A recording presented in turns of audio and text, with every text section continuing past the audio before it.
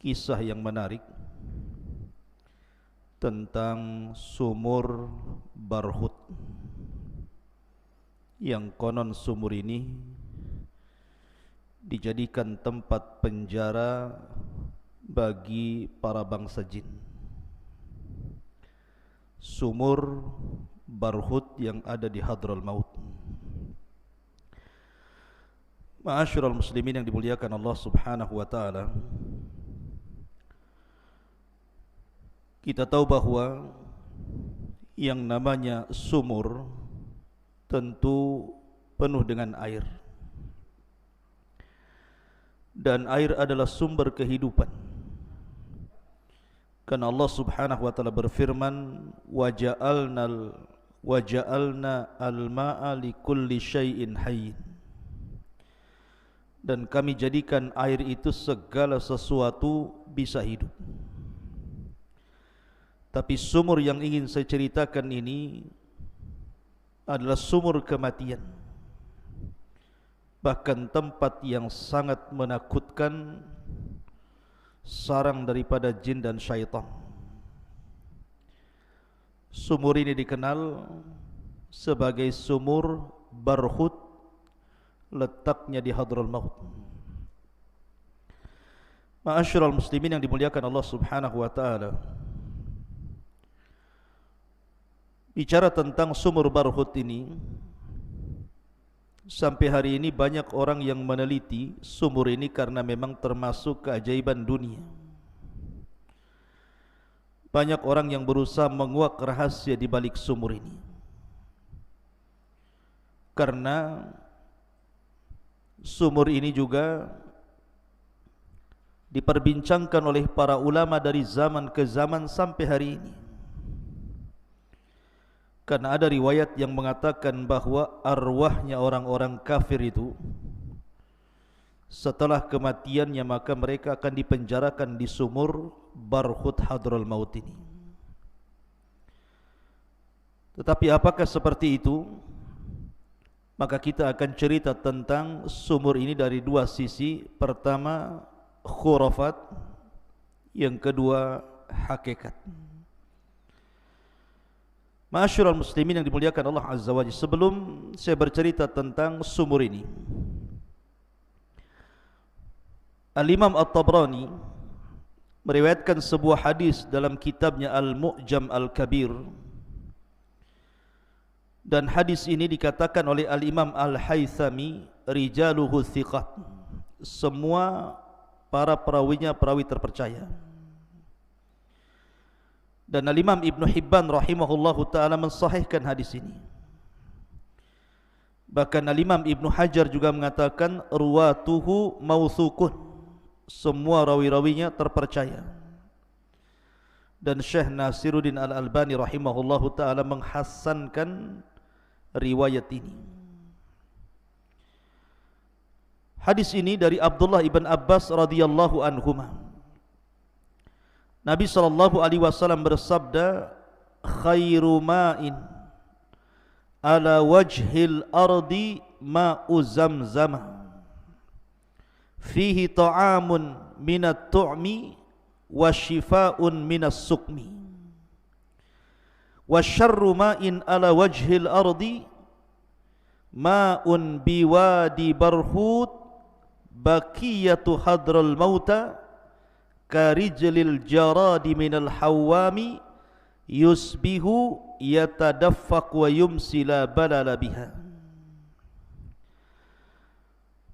Kata Nabi SAW dari Abdullah ibn Abbas radhiyallahu anhuma, sebaik-baik air di atas permukaan bumi ini adalah air Zam-Zam, karena di dalamnya mengandung zat yang dapat mengenyangkan dan obat dari banyak penyakit. Begitu juga sejelek-jeleknya air di atas permukaan bumi adalah air dari sumur Barhut yang terletak di Hadral Maut.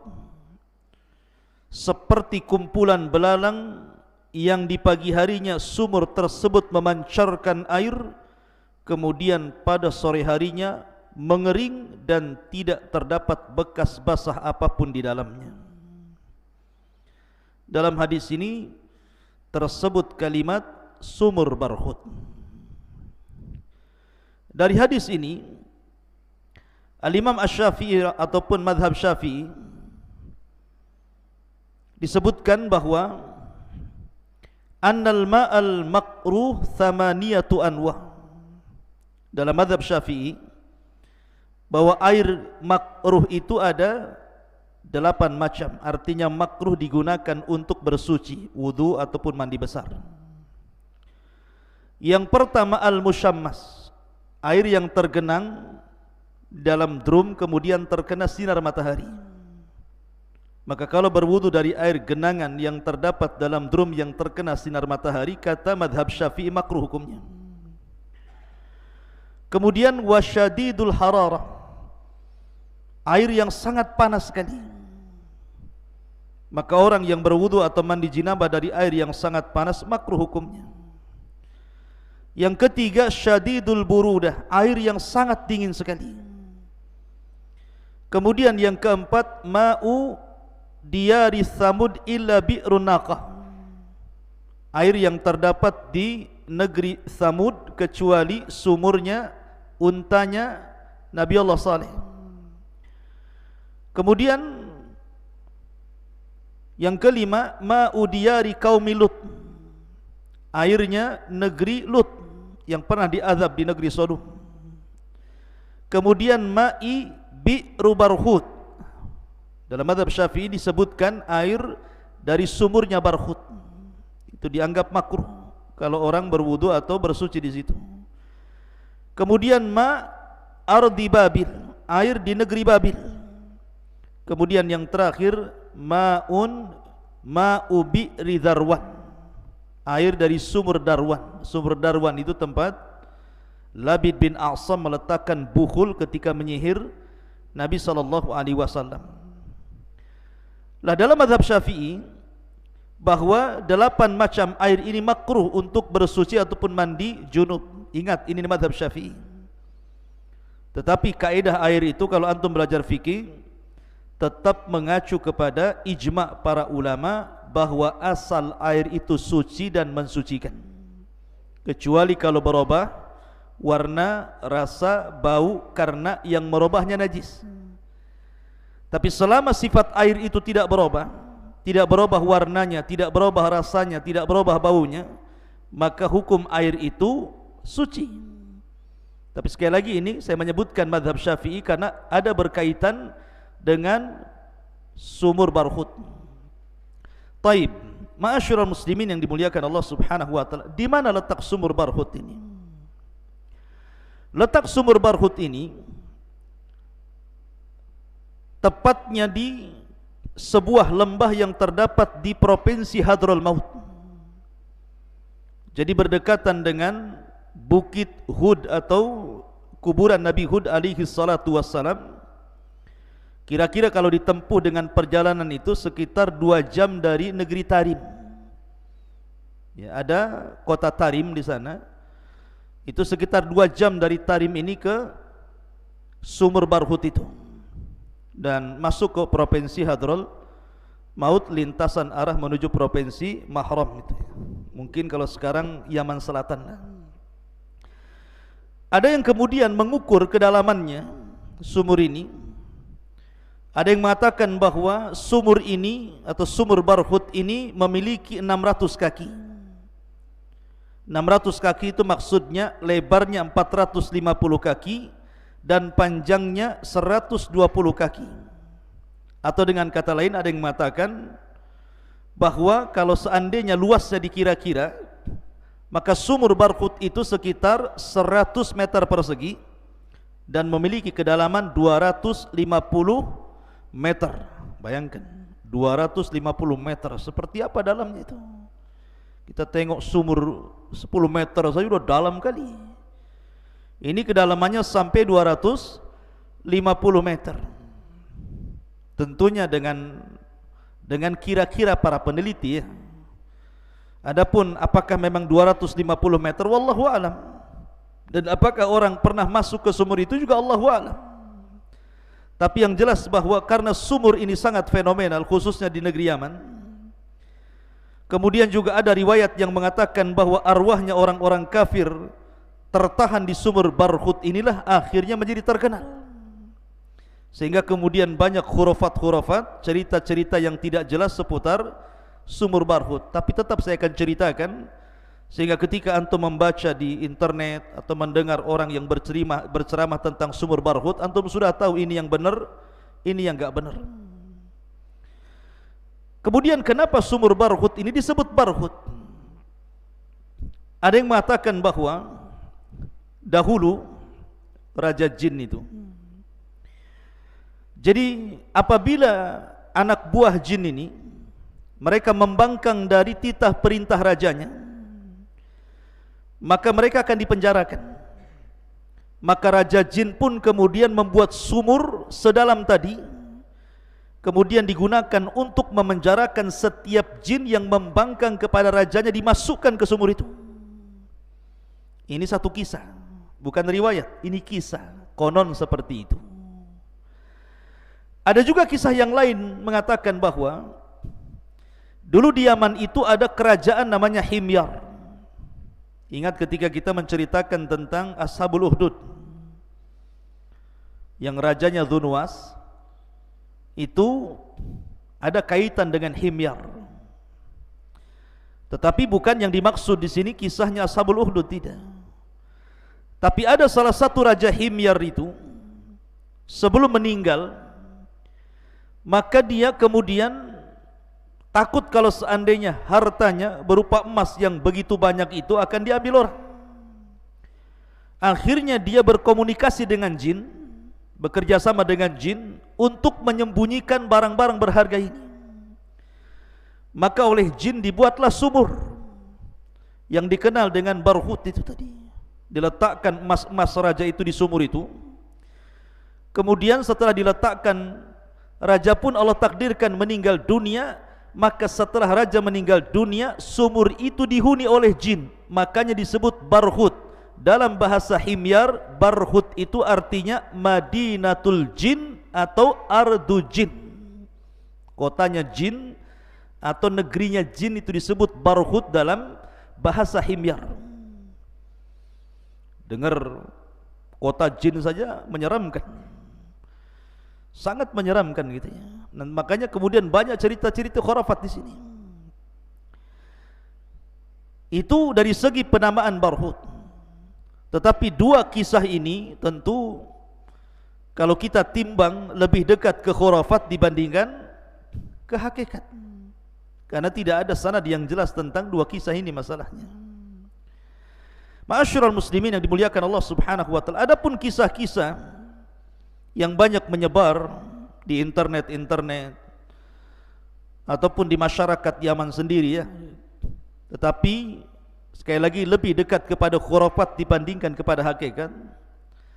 Pertama, satu kisah. Jadi dahulu ada seorang musafir. Jadi ada para musafirin itu, mereka kehabisan bekal air sehingga mereka kehausan. Sehingga karena mereka kehausan, mereka mencari air. Rupanya sampailah mereka di sumur Barhut tadi. Karena dalamnya akhirnya salah seorang di antara mereka terpaksa harus turun menggunakan tali. Ketika sampai di dalam sumur itu, tiba-tiba dia menjerit-jerit dan meminta tolong untuk diangkat. Akhirnya kemudian teman-temannya menarik tali itu. Ketika sampai di atas, rupanya yang terangkat tinggal kepalanya dan badannya sudah tidak ada lagi. Ngeri tidak tuh? Diangkat tinggal kepalanya, badannya enggak ada. Apa enggak ngeri tuh? Ini satu cerita. Kemudian cerita yang lain, bahwa dahulu ada seorang ibu sedang bermain-main di sekitar sumur itu. Kemudian meletakkan bayinya di sampingnya itu. Kemudian ibu ini pergi sejenak, sesaat gitukah, karena sebuah ada hajat. Ketika balik lagi, rupanya bayi itu sudah hilang. Konon katanya bayi itu kemudian dicuri oleh jin yang ada dalam sumur itu, kemudian dimasukkan ke dalam sumur. Itu cerita-cerita ma'ruf. Ma'asyiral muslimin yang dimuliakan Allah Azza wa Jalla. Kemudian ada cerita lagi bahwa sumur itu airnya itu seperti gula manis, tetapi warnanya sangat hitam dan busuk. Kemudian di dasar sumur itu ada pohon-pohon yang ranum yang hijau dan banyak burung merpati, kemudian banyak ular di situ. Sehingga apabila di malam hari terdengar suara-suara aneh yang berbagai macam suara muncul dari sumur itu, dan orang ketakutan karena itu. Lah tiga-tiga kisah ini masyhur kalau antum baca di internet, tetapi semua tidak ada sanadnya karena kesannya khurafat masalahnya. Ini bukan sebuah hakikat. Ma'asyiral muslimin yang dimuliakan Allah Subhanahu wa taala. Akan tapi hadis yang saya baca tadi, hadis bahwa sebaik-baik air di permukaan bumi adalah air Zam-Zam, dan seburuk-buruk air di permukaan bumi adalah air yang terdapat di lembah Barhut. Ini sahih hadis ini. Ya. Hadis ini sahih dan dihasankan oleh Syekh Nasiruddin Al-Albani rahimahullahu ta'ala. Bahkan ada sebuah riwayat yang lain tentang masalah sumur Barhut ini, dikeluarkan oleh Abdul Razak dalam musannafnya dari jalan Sufyan ibn Uyainah dari Furat Al-Qazzaz dari Abi Tufail dari Ali radhiyallahu an, dia mengatakan khairu wadiyaini fin nasi dhi Makkah, wadin fil hindi habata bihi Adam, fihi hadit tibul ladhi tatayyabuna bihi, wasyarru wadiyaini fin nasi wadil ahqafi wa wadi bihadral maut yuqalu lahu Barhut. Kata Nabi, kata Ali radhiyallahu an, sebaik-baik dua lembah bagi manusia, pertama di Makkah, lembah yang ada di Mekah, dan yang kedua lembah di mana ketika Adam diturunkan dari sorga ke bumi. Kemudian seburuk-buruk dua lembah bagi manusia, dua, pertama lembah Ahqaf, dan yang kedua lembah Hadral Maut yang dikenal dengan Barhut tadi. Hadis ini sanadnya sahih. Ma'asyiral muslimin yang dimuliakan Allah Azza wa Jalla, masalahnya ada sebuah hadis ataupun riwayat, bukan hadis, riwayat yang mauquf sampai kepada sahabat Nabi sallallahu alaihi wasallam. Seperti contohnya Anas bin Malik radhiyallahu an mengatakan, arwahul mu'minina ilal jabiyati wa arwahul kafirina ila wadin bihadral maut yuqalu lahu Barhut. Dari Anas radhiyallahu an mengatakan bahwa ruh-ruhnya orang yang beriman ditempatkan di Jabiyah. Jabiyah ini sebuah tempat yang ada di Syam. Adapun ruhnya orang-orang kafir ditempatkan di bukit Hadral Maut yang disebut dengan Barhut, dalam sumur Barhut tadi. Ini satu riwayat. Kemudian juga Ali radhiyallahu an mengatakan, khairu wadin nasi wadi Makkah wa syarru wadin nasi wadil Ahqaf wa wadi Hadral Maut yuqalu lahu Barhut fihi arwahul kufar. Sebaik-baik bukit manusia adalah bukit Mekah, dan seburuk-buruk bukit manusia adalah bukit Al-Ahqaf.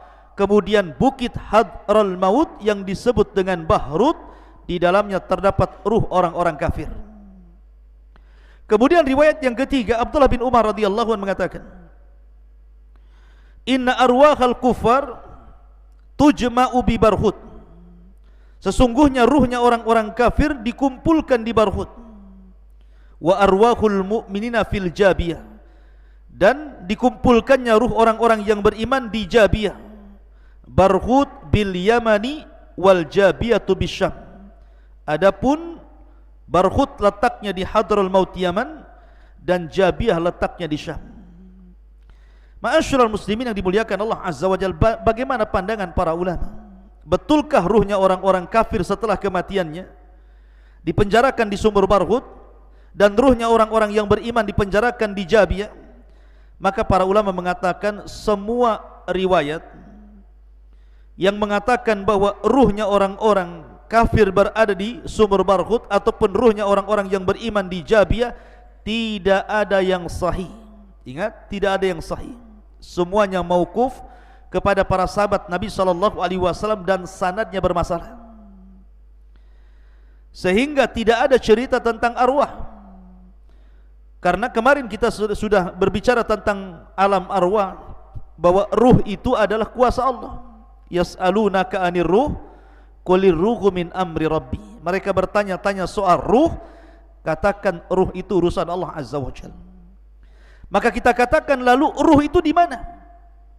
Antara menunggu setelah kematian sampai kiamat dibangkitkan itu. Maka kita katakan secara umum, ruhnya orang-orang kafir di neraka dan ruhnya orang-orang yang beriman di sorga. Dan ini berdasarkan nas Al-Quran, kalla inna kitabal fujjari lafi sijjin wa ma adraka mas sijjin kitabun markun. Kalla inna kitabal abrar lafi illiyin. Allah mengatakan bahwa ruhnya orang-orang yang beriman di illiyin, di sorga. Adapun ruhnya orang-orang kafir di sijjin, di neraka yang paling dasar. Itu pendapat yang sahih. Walaupun ada perincian, ruhnya para syuhada tergantung di bawah-bawah arasy, ruhnya orang-orang yang beriman tergantung di pohon-pohon sorga. Kemudian ruhnya secara umum ada yang masih tertahan di kuburan. Itu khilaf para ulama. Tapi tidak ada yang sahih riwayat yang mengatakan bahwa ruhnya orang kafir berada di sumur Barhut ataupun ruhnya orang-orang mukmin berada di Jabiyah. Tetapi masalahnya sumur ini memang sumur yang menakutkan. Dibicarakan para ulama itu masalahnya. Saya akan sebutkan dua kisah. Dan kisah ini disebutkan oleh Imam Suyuti rahimahullahu taala dalam kitabnya Hikayat li Abi Umar Ahmad ibn Muhammad An-Naisabur.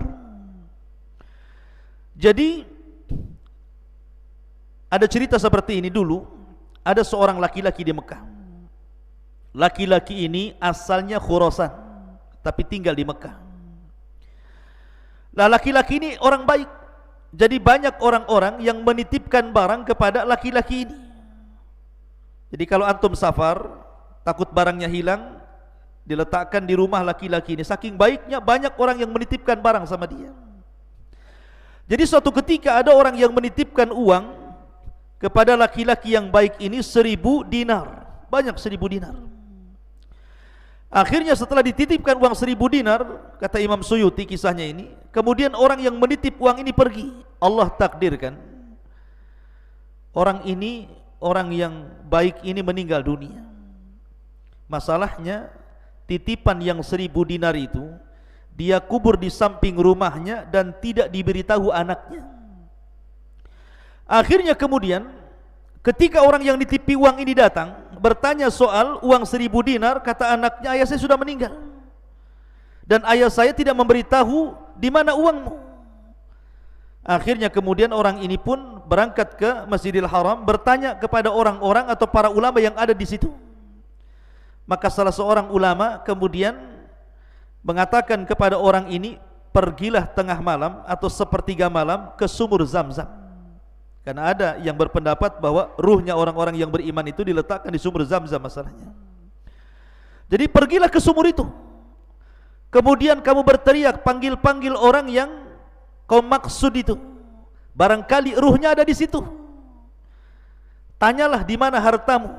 Kalau seandainya dia menjawab, maka kamu akan dapat hartamu. Tapi kalau kau tidak dapat jawaban dari sumur itu, pergilah ke Yaman, carilah sumur Barhut. Akhirnya kemudian dia berangkat ke sumur Zam-Zam tengah malam. Kemudian dia pun memanggil-manggil orang yang dititipi barang itu, tetapi tidak ada satupun jawaban. Maka dia teringat dengan nasihat para ulama bahwa dia harus pergi ke Yaman. Maka berangkatlah dia ke Yaman. Di Yaman itulah dia cari sumur Barhut tadi. Setelah dia ketemu sumur Barhut tadi, maka dia pun berteriak-teriak di sumur Barhut itu. Maka tiba-tiba kemudian ada jawaban bahwa ruhnya ada di situ. Tiba-tiba ruh ini mengatakan, waihaka ma anzalaka hahuna. Ya.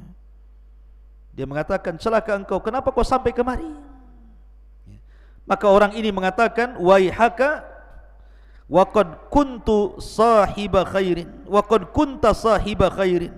Bagaimana mungkin, kau kan orang baik, kenapa ruhmu ada di sini? Ini kan ruhnya orang-orang kafir di sini, kenapa kau ada di sini? Maka dia mengatakan, dulu aku punya kerabat di Khurasan, aku punya saudara di Khurasan, tidak pernah silaturahim, sampai kuputuskan silaturahim dengan dia, sehingga Allah mengadab diriku dan Allah letakkan ruhku di sini. Kemudian dia bertanya, kalau gitu di mana hartaku, mana uangku yang 1000 dinar itu? Maka kata ruh itu mengatakan, terletak di samping rumahku, galilah di sana, uangmu ada di sana. Akhirnya kemudian dia pulang ke Mekah dan mengambil uangnya. Ini kisah ini disebutkan oleh Al-Imam As-Suyuti dalam kitabnya Hikayat li Abi Umar.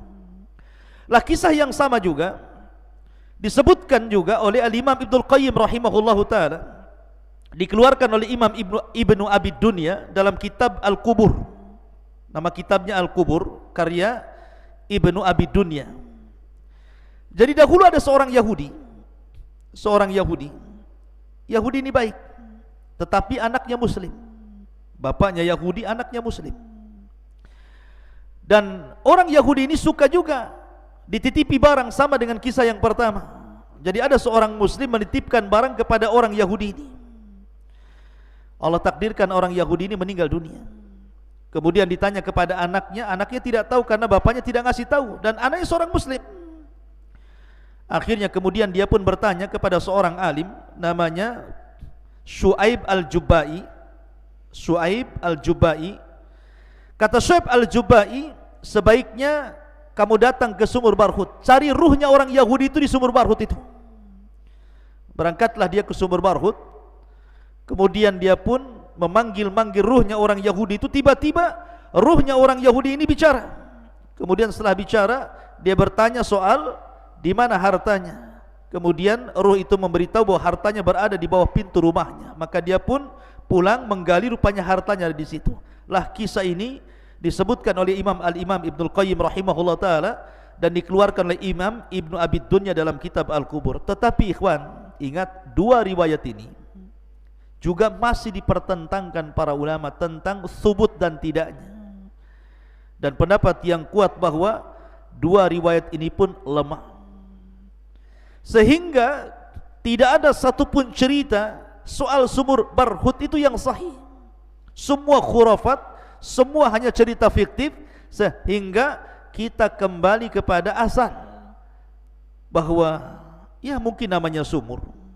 Sumur itu mungkin menakutkan karena memang dalam sekali. Bahkan bukan hanya sumur Barhut, sumur-sumur manapun kalau sudah tidak ada, tidak dipakai lagi, tentu banyak jinnya di situ ya. Karena ada orang-orang sekitar sumur itu, kalau antum tengok di YouTube gitu ya, sumur Barhut gitu kan, diwawancarai gitu ya, bahwa banyak suara-suara yang terdengar dari dalam sumur itu. Apalagi malam hari, katanya ada suara menangislah bayi, ada suara burung, ada suara macam-macam suara. Memang menakutkan sekali katanya. Saya enggak, walaupun pernah diaman, saya belum pernah ke sumur Barhut, karena sumur Barhut itu kan di tengah-tengah padang pasir masalahnya. Kalau antum tengok di YouTube itu memang menakutkan sekali ya, bahkan termasuk dimasukkan oleh UNESCO itu sebagai keajaiban dunia gitu. Sampai hari ini diteliti itu oleh Barat sama Timur, itu diteliti itu tentang rahasia di balik sumur itu. Akan tapi ikhwatu fiddin yang dimuliakan Allah Azza wa Jalla, adapun tentang riwayat-riwayat seputar sumur Barhut, maka semuanya mauquf, tidak ada yang sahih kecuali hadis Abdullah ibn Abbas radhiyallahu anhuma yang menceritakan tentang masalah sebaik-baik air adalah Zam-Zam dan seburuk-buruk air adalah air yang ada di sumur Barhut, karena memang warnanya hitam, kemudian sangat bau sekali sehingga tidak layak dikonsumsi ya. Dan memang sangat horor sumur itu. Tetapi kalau mamanya bicara tentang masalah ruh, maka sekali lagi bahwa riwayat soal ruhnya orang-orang kafir berada di sumur Barhut, maka tidak ada yang sahih. Dan para ulama mengatakan bahwa kita kembali kepada zahir Al-Quran, ruhnya orang-orang yang beriman di Illiyin dan ruhnya orang-orang kafir di Sijin. Inilah di antara kisah sumur Barhut yang ada di negeri Hadral Maut Yaman. Subhanakallah bihamdika asyhadu an la ilaha illa anta astaghfiruka wa atubu ilaik. Allahu ta'ala alam. Assalamualaikum warahmatullahi wabarakatuh.